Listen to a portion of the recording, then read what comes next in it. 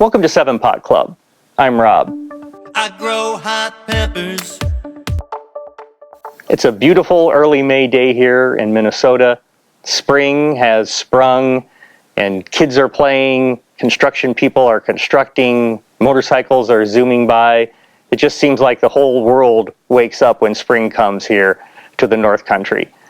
So today I want to recap our pepper topping experiments. It's been a little over a month since we started topping peppers. I want you to see how the pruned peppers are doing, the good, the bad, and the sort of ugly. And let's prune 2 more right now, just for good measure. Snip, snip, bye-bye pepper top. Let's get started. Spring's really trying to make up for lost time after its late start this year.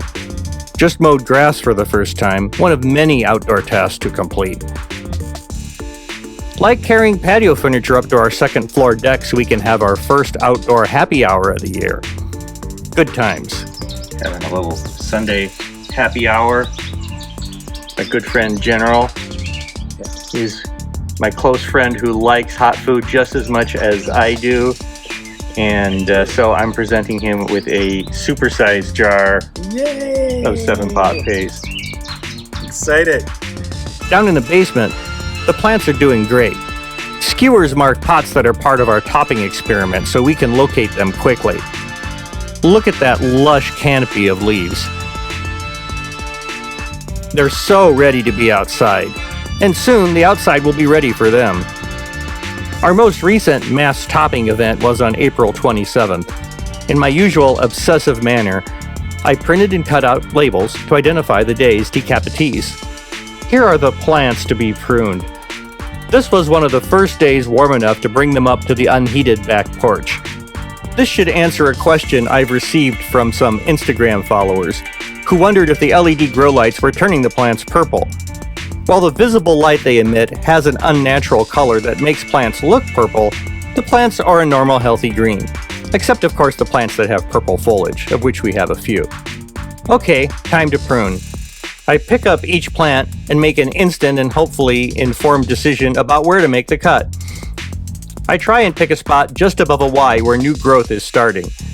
I'm going to power right through these, and we'll look at them individually when we check out the 9-day regrowth later in the video. No companion control plants for these. I decided to restrict that to the peppers we topped in the first topping video. Can't let the process get too complicated.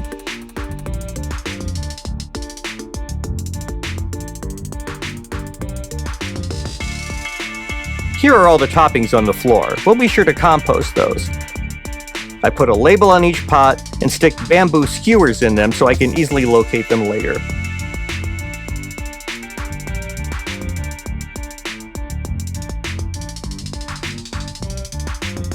Then I took the plants back down to the basement and replaced each one in the proper tray to keep them in alphabetical order.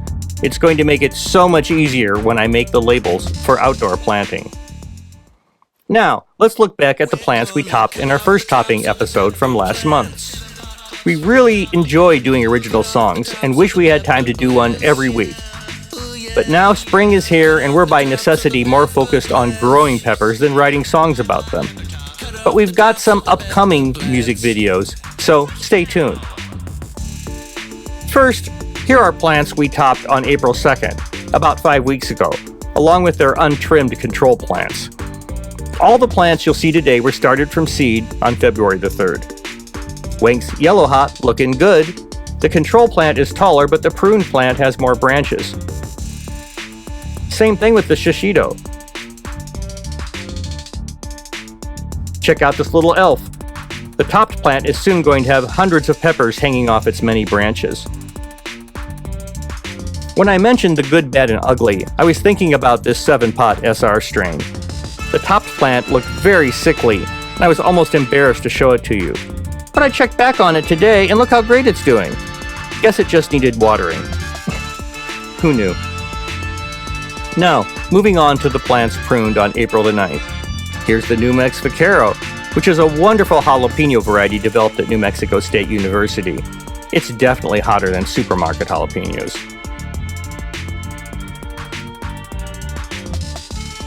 The control plant already has a pepper on it.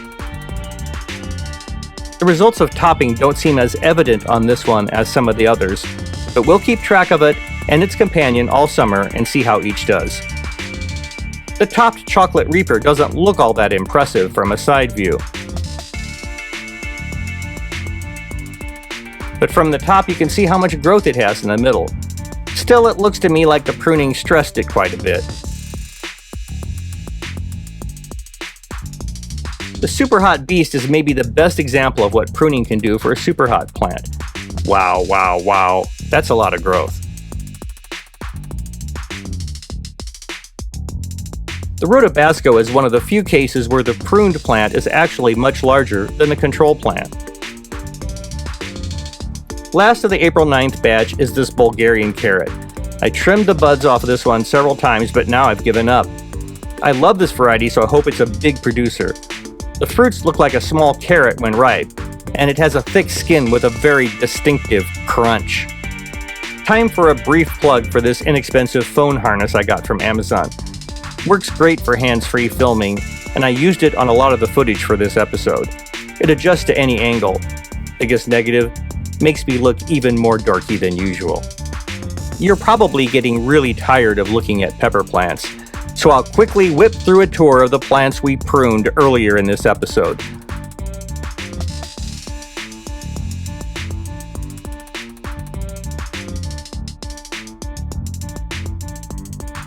This footage was recorded 9 days after pruning. My first impression is that this batch is developing new growth much more quickly than the plants we topped a few weeks earlier. So maybe it's best to wait a little bit longer before topping. These were topped 12 weeks after planting.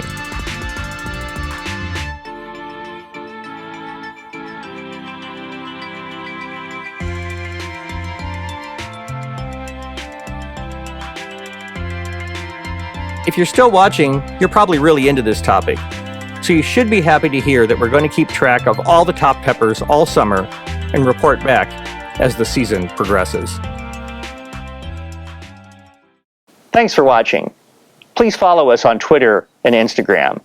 And if you haven't already, subscribe to our channel. You know, we're planting in about 2 weeks, and that's when the real fun starts. You're not going to want to miss an episode. For 7 Pot Club, I'm Rob.